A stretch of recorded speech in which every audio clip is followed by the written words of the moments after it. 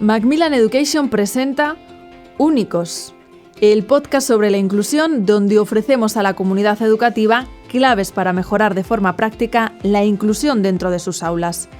Únicos porque la diversidad suma.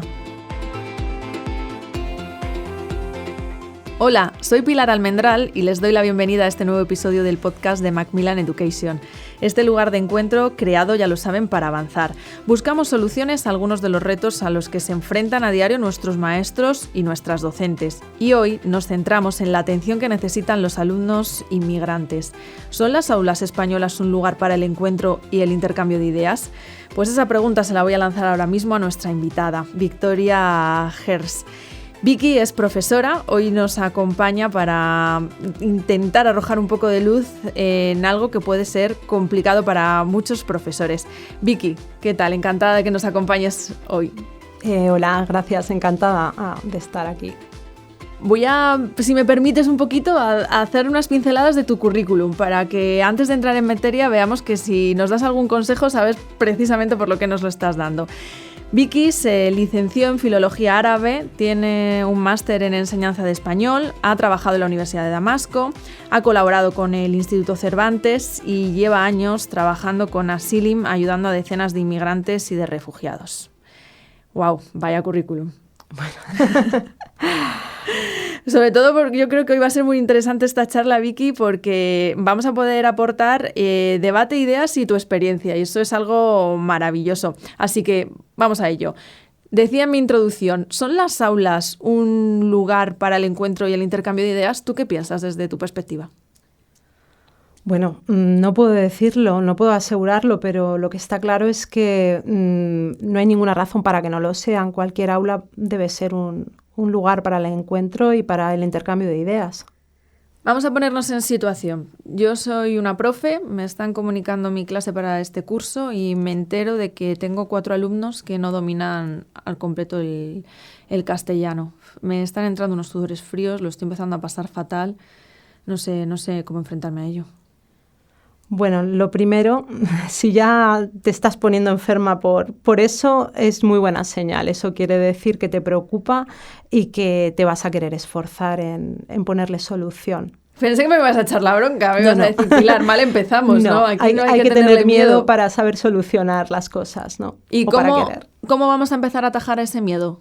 ¿Qué consejo me puedes dar? Lo primero que alguien tiene que hacer, y mi experiencia con la juventud es mínima, ¿no? Yo siempre he estado dando clase a adultos, pero sí es verdad que he trabajado en aulas muy heterogéneas, como son las aulas para refugiados, ¿no? En un aula con estudiantes refugiados, pues nos encontramos desde personas que tienen muchísima formación en su país de origen con estudiantes que están sin alfabetizar y que no han tenido formación alguna. Entonces, lo primero que tenemos que hacer ante la heterogeneidad en cualquier aula, yo creo, es en primer lugar, ser conscientes de que solos no hacemos nada. Vamos a tener que buscar cómplices entre nuestros estudiantes, ¿no? Estudiantes especialmente cooperativos, que no tienen por qué ser los más avanzados, pero sí que necesitamos ayuda y cómplices. Y por otro lado, yo creo que hay que intentar atender a toda esa variedad de estilos de aprendizaje que puedan surgir en el aula, ¿no? El niño está en ese aula de enlace, pero yo ahora tengo que impartir matemáticas o educación física, no vamos a centrarnos en la materia. Dame algunos consejos o danos algunos consejos para poder aplicarlos a nuestra materia y ir también ayudando al niño en ese conocimiento y en esa etapa educativa, porque al final tiene que ser evaluado como el resto de sus compañeros. Bueno, lo primero de todo es una cuestión difícil. Lo primero de todo hay que armarse de paciencia y ser consciente de lo que tenemos delante. El problema quizás mayor no sea la lengua, sino el nivel formativo de los niños que lleguen, ¿no? Pueden ser niños que ya tengan una edad considerable, que ni siquiera estén alfabetizados en su propia lengua. Entonces, digamos que sí, que por supuesto la lengua hay que enseñarla, pero también nos enfrentamos a un problema mayor, que es el grado de formación. Es ahí donde quizás tenemos que incidir y ser realistas. ¿Cuánto de la clase puede seguir este estudiante? ¿Qué podemos hacer para que este estudiante no esté, digamos, de algún modo, pues totalmente perdido y perdiendo su tiempo? Porque cuando uno está perdido, pierde el tiempo, ¿no? Y se lo hace perder también a los demás. Y se lo hace perder a los demás. Muchas veces la realidad es que, se suele dejar un poquito a un lado. Un profesor con tanta cantidad con ese número de estudiantes dentro del aula no puede dedicarse exclusivamente a atender las necesidades de 3 o 4 niños que tenga en clase. Esa es la realidad. Necesitamos más docentes, más aulas de enlace y profesionales que se ocupen de hacer que ese paso, ¿no?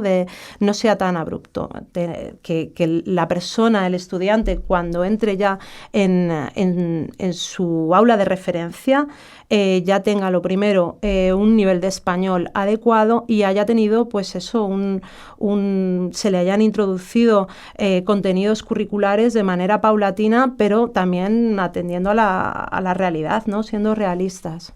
Vicky, y yo como docente, ¿qué tengo que hacer? ¿2 dinámicas diferentes de clase, una misma, e ir prestando atención para que no se quede atrás? ¿O cómo me recomendarías? Bueno, yo creo que en un aula heterogénea, siendo la materia que sea, hay un marco teórico que nos ayuda bastante, yo creo que es bastante aplicable a estos contextos, que es el marco de los estilos de aprendizaje, ¿no?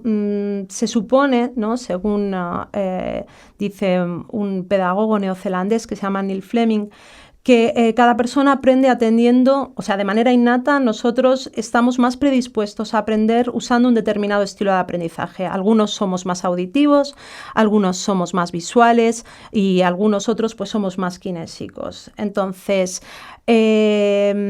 los estudiantes que ya están alfabetizados, nosotros, por ejemplo, en el nivel ya universitario, el estudiante occidental tiende a ser visual lector. Quiere decir que como mejor aprende es leyendo y viendo las cosas escritas.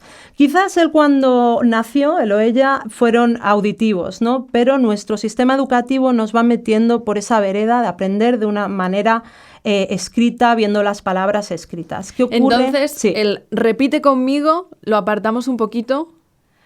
El repite conmigo puede funcionar, esa es otra cosa.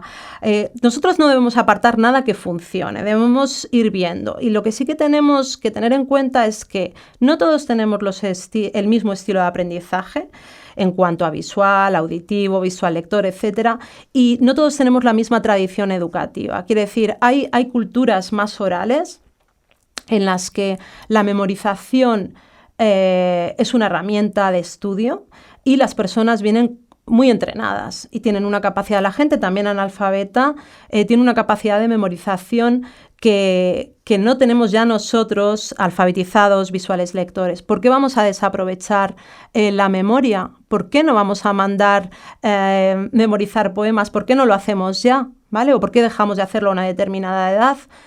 Pues porque ya tendemos a ser visuales lectores, a necesitar ese apoyo y cada vez más por las nuevas tecnologías, de tener todo escrito, de poderlo ver todo, ¿no?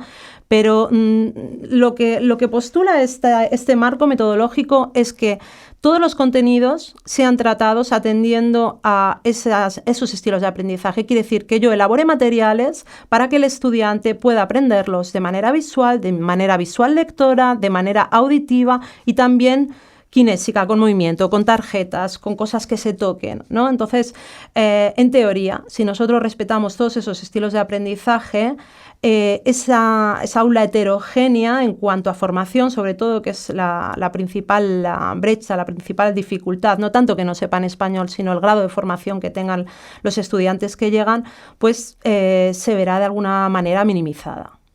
No sé si nos puedes poner algún ejemplo. Y te voy a preguntar, ¿puedo hacer un dictado, por ejemplo, visual? Podemos hacer un dictado visual con imágenes, la lengua en concreto... ¿Cómo? Dame la receta. ¿cómo hacemos un dictado visual? Podemos leerlo, ¿no? Quizás. En lugar que los estudiantes, en lugar de ir escribiendo, vayan ordenando quizás imágenes o tarjetas de imágenes, ¿no? Quiero decir, en una clase de lengua, sí. ¿no? Por ejemplo, pues sí, se puede hacer dictado visual. Quiere decir, si yo voy a hacer una actividad, una secuencia didáctica cualquiera, lo que tengo que intentar es que haya actividades que atiendan a ese estudiante que aprende de una manera visual, aquel que necesita ver las cosas escritas, que es más visual lector, aquel que necesita escuchar y aquel que necesita tocar, ¿no? Todos, en principio, podemos nacer con una predisposición determinada a usar un sistema de representación u otro, ¿no? Lo que pasa es que nuestro sistema educativo nos va metiendo, pues, en nuestro caso, por el estilo de aprendizaje visual lector. Un estudiante quizás árabe tiene más capacidad de aprender de manera auditiva y memorizando auditivamente que cualquiera de nosotros. Y nos vamos a centrar ahora un poco en la empatía con el alumno. ¿Cómo la trabajamos? Por ejemplo, con un alumno árabe.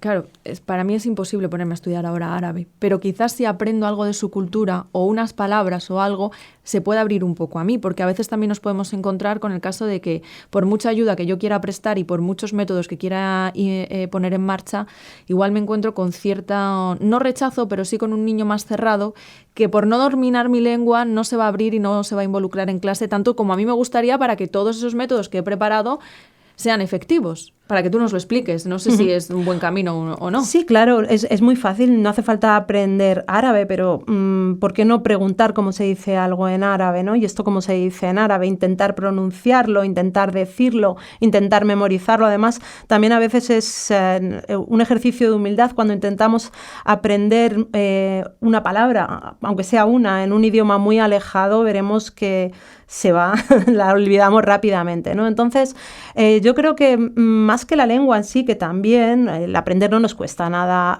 aprender a saludar en muchos idiomas, ¿no?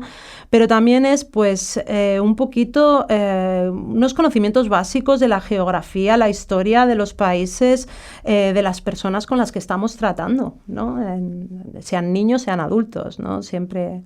¿Es bueno que los propios centros se conviertan en centros culturales? Déjame que me sitúe. Puede que tenga varios niños en una clase que sean de origen árabe, pero puedo tener otros niños en otra clase o en otro nivel que sean, pues, que vengan de Europa del Este, por ejemplo. Entonces, ¿es bueno que el centro en conjunto tome una política de integración, de aprender de otras culturas? Se me está ocurriendo, pues que los pasillos sean temáticos, que pases por, o que las aulas tengan nombre de países y que en esas aulas se trabajen, pues, las culturas. Sí, claro que es positivo, ¿no? A mí lo que sí que me gustaría es que siempre se intentase ir un poquito más allá de la actividad gastronómica, ¿no? O sea, claro que es positivo, pero que tenga cierta profundidad, porque da la sensación de que... Cuando dices algo más allá de la actividad gastronómica, ¿qué es? Siempre cuando planteamos actividades, digamos, interculturales, pues tristemente muchas veces nos quedamos en eso, en pues hacer una comida del mundo, ¿no? Que es muy positivo. Estas con la comida además se confraterniza muy bien, ¿no? Pero ir un poquito más allá. Creo que hay que incluir contenidos curriculares sobre historia y geografía de estos países que ya están en nuestras aulas, ¿no? ¿Cómo es posible, incluso con estudiantes que sí que hablan español? Ya tenemos en nuestras aulas muchos niños cuyos padres vienen de países latinoamericanos y no sabemos nada de ellos. ¿Qué sabemos? ¿Qué sabemos nosotros? ¿Qué sabemos nuestros hijos de Bolivia o de Perú o de Salvador? Sabemos muy poquito, ¿no? A pesar de que ya hay una comunidad importante, ya hay una segunda generación de niños, y ya no digamos de China. O sea... creo que sí, que hay que intentar profundizar. Claro, es positivo, pero con profundidad. No quedarnos. Y cuando hablamos de profundidad, ¿qué temas para ti son esenciales? Para mí es esencial que sepamos al menos situar en el mapa eso lo primero, que sepamos si hay algún tipo de conflicto. ¿Porque tú crees que suspenderíamos el examen de geografía? Creo que sin duda. Adultos y niños. Sí, no, aquí no estamos haciendo diferencias. Claro que sí. Claro que sí. Creo que empieza por ahí, ¿no? De hecho, es lo que siempre se suele quejar nuestros estudiantes en la asociación, que ya son adultos. Lo primero que dicen es que no saben de dónde vengo o los estereotipos, ¿no? Es que piensan que vamos en camellos, es que piensan que vamos no sé qué. Entonces, yo creo que a estas alturas, tanto los estudiantes como los propios docentes tenemos que tener una formación específica. Y aparte de situar en el mapa, ¿qué más cosas para poder acercarnos a una cultura? Bueno, cultura general básica sobre el país, geografía, historia, sistema político, ¿no? No quiere decir que nos vayamos a tener que convertir en analistas políticos ni en tertulianos cuando tengamos, ¿no? Eso hay que intentar evitarlo, pero tenemos que tener unos ciertos conocimientos sobre los países de los niños que tenemos en el aula. Pues supongo que con ese método, aparte de trabajar que el niño se incluya dentro del aula, también trabajamos que el resto de sus compañeros lo acepten, ¿no? Supongo que será un trabajo bidireccional. Sí. Claro que sí. No, eso es complicado, pero yo creo que además para el caso de algunas procedencias también tenemos que luchar a veces, ¿no? Tristemente, contra estereotipos que están también por razones, por muchas razones diferentes, como por ejemplo, políticas. Como por ejemplo, ¿qué tipo de estereotipo podríamos trabajar? Bueno, muchas veces ni sabemos que tenemos esos prejuicios, por eso te digo que si nos los puedes poner encima de la mesa para que... ¿Tipos de prejuicios que podemos tener? Bueno, hay prejuicios, hay connotaciones negativas, por ejemplo, hacia el Islam, sin duda, por razones, hay muchos conflictos bélicos que están en los que, tienen un tinte confesional o se intenta desde los medios de comunicación que parezca que se trata que la gente se pega por religión, no por dinero, que la gente se pega por dinero, no por religión. Entonces, luchar contra toda esa imagen negativa cuesta mucho y contra todo ese proceso de deshumanización de esas comunidades, ¿no? Que al final, bueno, pues existe, no es así. Entonces, ¿cómo lo hacemos? Comunicación, hay que trabajar la comunicación efectiva, ¿no? Resetear, ¿no? Le damos al reset y empezamos otra vez. Es muy, muy complicado, es muy complicado. Bueno, pues si ya hemos puesto en marcha todo eso, ahora tengo otro problema en mi clase. Que el niño consigue tener ya cierto nivel de castellano, pero que no soy capaz de que rompa la barrera de la vergüenza. Por el miedo a que se rían sus compañeros o porque ya está acostumbrado a estar en silencio y yo quiero darle voz porque hemos hecho todo ese trabajo en el centro y en el aula y no quiero que se quede atrás. ¿Cómo lo hago? Bueno, yo tampoco estoy muy acostumbrada a trabajar con adolescentes, trabajo principalmente con adultos. Pero la vergüenza también nos llega de mayores, eso no... Sí, la vergüenza nos llega de mayores. Yo soy una persona bastante tímida y he sido, si me pongo a pensar en mis años de estudio, yo he sido ese tipo de estudiante siempre pasivo de escuchar, no de levantar la mano, ¿no? Hasta quizás más adulta. Yo aconsejaría no achuchar demasiado y, quizás intentar buscar algún sistema de tutoría, quizás, o de parejas, ¿no? De niño español tutor y niño que llega a la clase tutorando, ¿no? Que sea de alguna manera, intentar algún tipo de fórmula de proyecto que fomente esta camaradería, ¿no? Entre los estudiantes que están ya en el aula y los niños nuevos extranjeros que llegan a ella, ¿no? ¿Y la evaluación? La evaluación es un tema bastante también importante y complicado. Yo tengo mi opinión personal. Yo creo que no se puede, obviamente, evaluar contenidos de la misma manera que se hace con un estudiante que lleva estudiando en el sistema educativo español desde que ha nacido, ¿no? Creo que hay que darle, al menos en los primeros años, mientras la persona va adquiriendo la lengua, hay que darle un papel importante al esfuerzo y sobre todo a la evolución, ¿no? ¿Cómo entra esta persona? Y en X tiempo a dónde ha llegado, cuánto ha desarrollado sus capacidades, ¿no? Creo que ese es muy complicado, efectivamente, porque hay que fijar unos parámetros, pero es que si no, estaríamos castigando en realidad. Cuando hablamos de inclusión en el aspecto educativo, tenemos que incluir inevitablemente también a las familias. Me gustaría que dedicásemos un poquito de tiempo porque hay veces que nos encontramos con que puede que el niño domine ya el castellano, el español, pero en casa no se hable y entonces la comunicación del profesor con el padre, con la madre, es imposible. Entonces, ¿qué hacemos en este caso?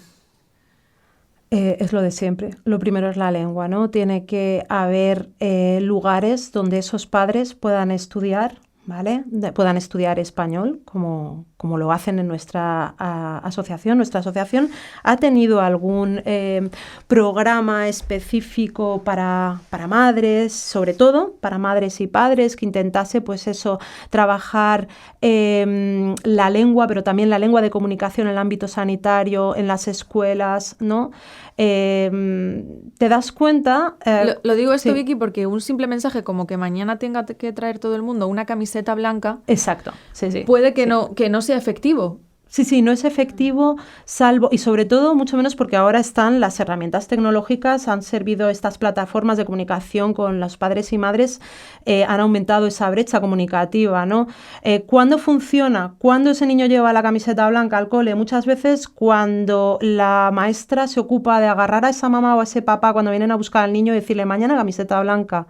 A veces la nota no llega, si te das cuenta, ¿no? Y yo me he dado cuenta también como madre que a las reuniones de padres y madres con la tutora o a las propias reuniones de la Asociación de Padres y Madres o las AFAS o todo esto, pues siempre faltan muchos papás que son extranjeros. ¿Por qué faltan? A veces no es que tengan, podrían, o sea, tienen una capacidad comunicativa ya en español buena, pero pues eso, les ha fallado quizás el enterarse por la aplicación determinada o lo que sea. Yo creo que cada colegio debería contar con un dispositivo de comunicación específico, sobre todo a partir cuando ya tienen un número importante de personas, incluso con un número pequeño. Si es que yo creo que desde las asociaciones de padres y madres, desde las AFAS, a veces salen iniciativas que no terminan de desarrollarse, de servir de nexo con estas familias, ¿no? Para explicarles cómo es el funcionamiento del cole, que si te haces de la Asociación de Padres y Madres vas a tener un descuento en las extraescolares. Muchas veces estas familias no lo saben, es curioso, ¿no? Los niños hijos de familias inmigrantes pues no van tanto a extraescolares, no participan de la misma manera en las actividades del centro y hay que intentar, saber por qué al menos. ¿Y es bueno fomentar su permanencia en el colegio después de las clases ordinarias? ¿La de ellos y la de las familias? Yo creo que sí. Las extraescolares deportivas o artísticas creo que son un momento ideal, ¿no? Para crear además pues lazos con sus compañeros y lograr esa inclusión, ¿no? de la que hablamos, ¿no? Que al final pasa por lo afectivo. Es hacer amigos. Lo que tienen que hacer es hacer amigos y nosotros favorecer que los hagan. Pues me sorprende un poco que hablemos de tantas dificultades cuando deberíamos tener a la tecnología a nuestro favor, porque ahora mismo tú ya puedes poner en un buscador cómo se dice en determinado idioma y es que hasta te lo reproduce fonéticamente. Entonces, ¿qué falta? ¿Integrar esa tecnología en los colegios, en las aulas? ¿O es que falta también un poco de formación por parte del profesorado en este tipo de herramientas, o que lo estamos dejando de lado, o que volvemos a uno de los problemas de raíz, que es la falta de recursos? A ver. No, porque ahora mismo yo podría decirte una frase en chino. No sé si estaría bien o no estaría bien, pero yo le puedo decir Los traductores es verdad que han evolucionado mucho. Google Translator da hasta miedo ya en esto desde hace pocos años, ¿no? De lo listo que es. Pero bueno, para lenguas muy alejadas puede decir locuras también, ¿no? En árabe concretamente puede, ¿no? O supongo que también ocurrirá en lenguas como chino, ¿no? Del inglés, del francés, más o menos, todas estas lenguas no funcionan. Lo que pasa es que tampoco se le puede exigir al profesor que esté a tantas cosas, ¿no? Por una parte, necesita formación específica en nuevas tecnologías. La brecha tecnológica dentro de la comunidad docente es grande, ¿no? Seamos también realistas, ¿no? Entonces, por una parte eso, y por otro, pues más apoyo especializado. Y yo vuelvo a incidir que la cuestión es en primero enseñar el idioma. Y sí, y poner más profesores. Nos hacen falta más docentes. Son muchos los consejos que tenemos que poner en práctica, pero no sé, me gustaría quedarme con... Vemos al final, ponemos el foco en las cosas que se están haciendo mal y que se podrían hacer bien, pero a mí me gustaría que nos explicases por qué es tan importante que incluyamos a esos alumnos inmigrantes en las aulas. Desde tu perspectiva, desde tu punto de vista, igual nos puedes poner hasta un caso o algún ejemplo de por qué tenemos que pararnos a trabajar la inclusión. Bueno, yo en primer lugar creo que además son cosas que ya van calando, pero estos niños al final no son inmigrantes. Los padres son los inmigrantes. Un inmigrante viene a trabajar. Estos son niños. Tenemos que partir de ahí. Son niños que no hablan en español y lo que hay que hacer es enseñarles español para que puedan comunicarse con otros niños, para que puedan jugar y para que puedan adquirir esos conocimientos que no están comprendiendo de momento. Que luego necesitan un entrenamiento específico porque todavía no alcanzan el nivel de curricular, pues hay que reforzar, hay que poner profesores de apoyo, hay que poner más aulas de enlace, ¿no? Pero también hay que disminuir el número de niños por clase. Entonces, bueno, no son los mejores tiempos, ¿no? Esto puede sonar hasta utópico, ¿no? Pero hay que reivindicarlo al menos. Pues te voy a pedir una reflexión final, porque me gusta siempre concluir este debate pidiéndole a nuestro invitado que nos diga esa idea con la que nos tenemos que quedar sí o sí después de esta charla. Sé que es difícil porque hemos tocado temas muy importantes y todos muy apasionantes, podríamos estar horas aquí charlando. Bueno, si hubiese sembrado una idea en nuestras cabezas, ¿cuál sería, Vicky? Bueno, yo creo que conocer gente de otros países que hablen en español o no hablen en español, que tengan otras culturas... Es una manera de viajar, en realidad es como leer, ¿no? Es la manera de viajar en el sitio, sobre todo ahora que no podemos movernos, ¿no? Entonces, yo creo que esto no hay que desaprovecharlo, porque no hay nada con lo que se aprenda más, en realidad, que con los viajes, ¿no? Y conocer al otro es viajar. Entonces, los docentes tenemos, yo creo, la responsabilidad absoluta de sacarle partido a eso, cuando tenemos esa pluralidad, ¿no? en el aula. La heterogeneidad no tiene que ser algo negativo, ¿no? El alumno diferente, que no cumple con la expectativa de conocimientos, no tiene por qué ser el rezagado si atendemos a todos los estilos de aprendizaje, ¿no? Vicky, qué maravilla, me voy a quedar con esa frase de viajar. No hace falta viajar muy lejos, simplemente con conocer a otro ya estamos ampliando nuestras fronteras. No hay que subirse a un avión, ¿no? Exacto, menos ahora. Pues muchas gracias por estar aquí con nosotros. Hemos aprendido mucho, muchas ideas que intentaremos poner en práctica en el día a día. Hasta aquí este nuevo episodio de Únicos. A los que estáis al otro lado, gracias también por estar ahí y os recuerdo que seguiremos hablando de educación y de inclusión en Únicos, el podcast de Macmillan Education.